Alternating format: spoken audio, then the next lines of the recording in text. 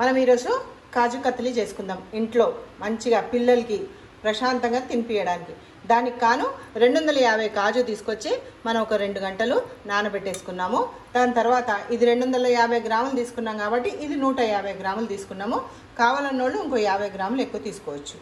నానబెట్టిన మన కాజుని మనం ఇట్లా వడపోసేసుకుందాం. ఓకేనా? వడపోసుకొని నీళ్ళంతా పోయిన తర్వాత ఇది గ్రైండ్ చేసుకుందాము. అలానే ఈ షుగర్ కూడా పౌడర్ చేసుకుందాం. షుగర్ పౌడర్ చేసుకుందాం. ఇలా పౌడర్ చేసేసుకుందాం. ఫస్టే షుగర్ని దాన్ని రెడీ చేసి పెట్టుకుందాము. కొంచెం పల్స్ గ్రైండ్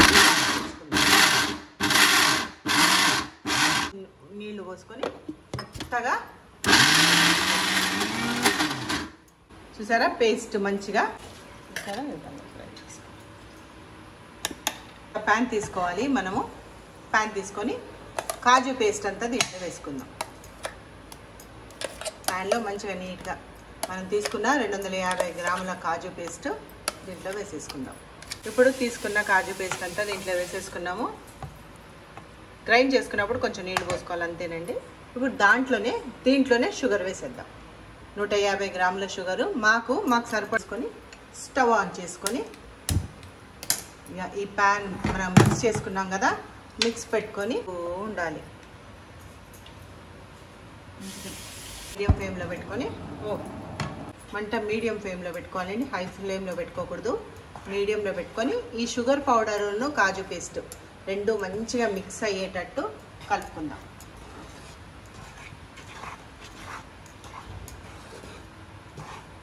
కదా ఈ విధంగా మనకి ఇప్పుడు పల్సగా అవుతుంది. షుగర్ మెల్ట్ అయిందంటే వాటరీగా అవుతుంది కదా, ఆ విధంగా చూసారు కదా, ఈ విధంగా అయితే ఉంటుంది.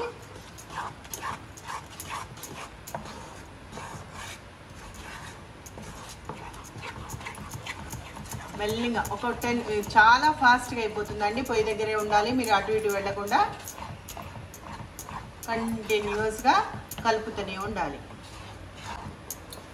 అది మనకి ప్యాన్కి ఎప్పుడైతే విడుస్తుందో అప్పుడు ఇమీడియట్గా తీసేసి మనము ప్లేటింగ్ చేసేసుకొని ముక్కలు కోసేద్దాం. ప్లేట్లో వేసేసుకొని ముక్కలు కోసేసుకోవడం. కంటిన్యూస్గా తిప్పుతూనే ఉండాలండి. ఇది కంటిన్యూస్గా కలుపుతూనే ఉండాలండి. ఉండలు కట్టకుండా కంటిన్యూస్లీ మనము తిప్పుతూనే ఉండాలి.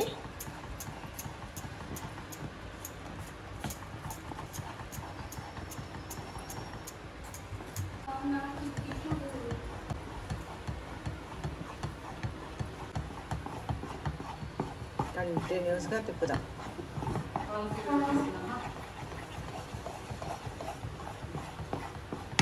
కొంచెం నెయ్యి వేసామండి, 1/2 స్పూను. రికార్డ్ చేయలేదు నేను, ఒక 1/2 స్పూన్ వేసాను.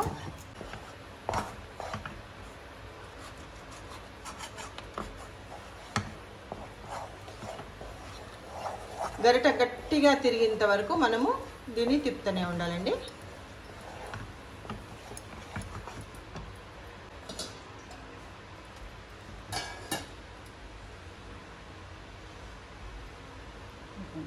ఇంకొంచెం సేపు మనకి ఉండగట్టాలి.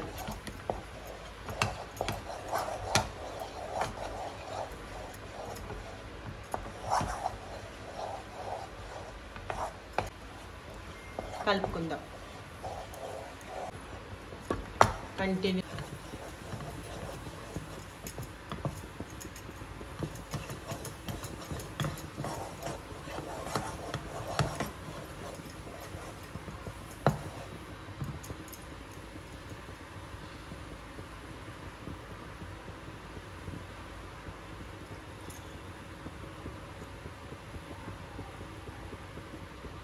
Okay, done. కొంచెం మరీ మెత్తగా ఉండకూడదండి, మరీ గట్టిగా ఉండకూడదు, మీడియంగా ఉండాలి. అది ఒక్కసారి కంటిన్యూస్గా చూసుకుంటూనే ఉండాలి, తిప్పుతూనే ఉండాలి.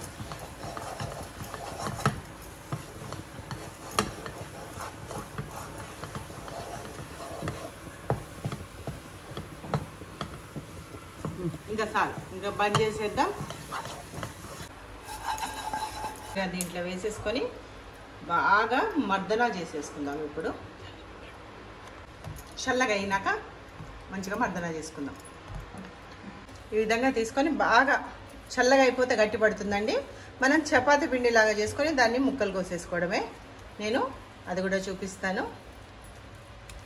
మంచిగా ఇలా చల్లార్చిన దాన్ని మంచిగా మసాజ్ చేసుకుంటాం. మనము చపాతీ ఒత్తుకున్నట్టు ఒత్తేసుకోవాలి. స్క్వేర్ షేప్లో ఒత్తుకోవాలి.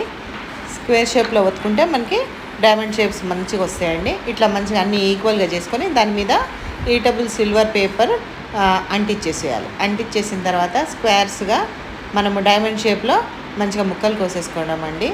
ఎంతో టేస్టీగా ఉండే home made kaju katli ready. Thanks for watching.